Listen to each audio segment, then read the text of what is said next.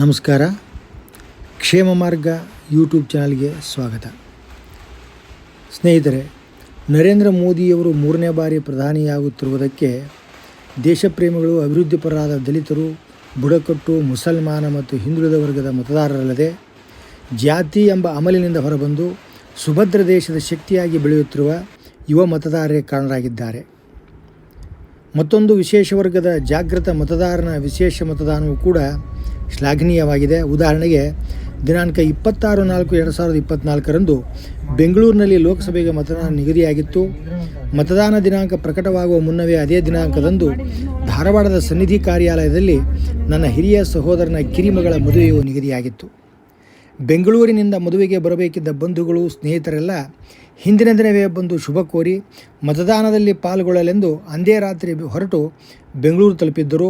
ಮದುವೆ ದಿನವೇ ಬೆಂಗಳೂರು ತಲುಪಿ ಮತದಾನ ಮಾಡಿದ ಮದುವೆಗಿಂತ ದೇಶ ಮುಖ್ಯ ಅಂತ ತಿಳಿದಂಥ ಎಲ್ಲ ಮಹನೀಯರು ಸೇರಿ ನೋಟಿಗೆ ಓಟು ಎಂಬ ವರ್ಗಕ್ಕೂ, ಬಿಟ್ಟಿ ಬಯಸುವ ಸೋಮೇರಿಗಳಿಗೂ, ಜಾತಿವಾದಿಗಳಿಗೂ, ಧರ್ಮದ್ವೇಷಿಗಳಿಗೂ, ಭಾಷೆಯ ದ್ವೇಷಿಗಳಿಗೂ, ಮತಾಂಧರಿಗೂ, ದೇಶದ್ರೋಹಿಗಳಿಗೂ ಮಣ್ಣು ಮುಕ್ಕಿಸಿರುವುದು ಹರ್ಷದಾಯಕ.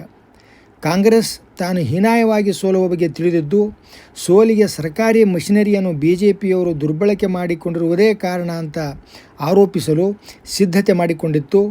ಮತ ಎಣಿಕೆ ಹಿಂದಿನ ದಿನವೇ ಅಂದರೆ ನಿನ್ನೆಯ ದಿವಸ ಅಮಿತ್ ಶಾ ದೂರವಾಣಿ ಮೂಲಕ ಜಿಲ್ಲಾಧಿಕಾರಿಗಳನ್ನು ಸಂಪರ್ಕಿಸಿ ಮತ ಎಣಿಕೆಯಲ್ಲಿ BJP ಪರ ಇರುವಂತೆ ಸೂಚಿಸಿದ್ದಾರೆ ಅಂತ ಚುನಾವಣಾ ಆಯೋಗಕ್ಕೆ ದೂರು ಕೂಡ ನೀಡಿತ್ತು. ಗೆಲ್ಲುವ ಭರವಸೆಯೇ ಇಟ್ಟುಕೊಂಡಿರದ ಪಕ್ಷಕ್ಕೂ ಮತ ನೀಡಿದ ಭಾರತದ ಮತದಾರನ ನಿರ್ಣಯವು ದೇಶವನ್ನು ಯಾವ ಅಪಾಯಕ್ಕೆ ಸಿಲುಕಿಸುವುದೋ ದೇವರೇ ಬಲ್ಲ. ಮೋದಿಯವರ ಗೆಲುವಿನ ಮತಗಳ ಅಂತರ ಕಡಿಮೆಯಾಗಿದ್ದರಿಂದ ನೈತಿಕವಾಗಿ ಸೋಲೊಪ್ಪಿಕೊಳ್ಳಬೇಕು ಅಂತ ಖರ್ಗೆ ಹೇಳಿದ್ದಾರೆ.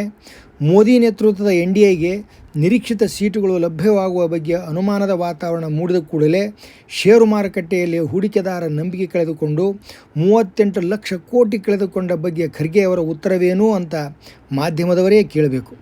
ಉತ್ತರ ಪ್ರದೇಶದಲ್ಲಿ ಸಫಾಯಿ ಕರ್ಮಚಾರಿಗಳ ಪಾದ ತೊಳೆದ ಮೋದಿಯ ಬೆನ್ನಿಗೆ ಚುರಿ ಹಾಕಿ ಮಾಯಾವತಿಗೂ ಮೋಸ ಮಾಡಿದ ಜನಗಳಿಗೆ ಅಖಿಲೇಶ್ ಯಾದವರಿಂದ ಅದೇನು ದುರ್ಲಭವಾದದ್ದು ದಕ್ಕುತ್ತದೋ ಕಾದು ನೋಡಬೇಕು.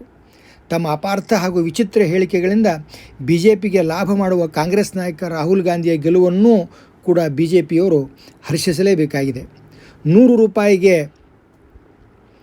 Litre ದೊರೆಯುತ್ತಿರುವ ಪೆಟ್ರೋಲ್ನಿಂದ 100 ton ಬಂಗಾರದಿಂದ ನಮಗೇನಾಗಬೇಕಾಗಿದೆ?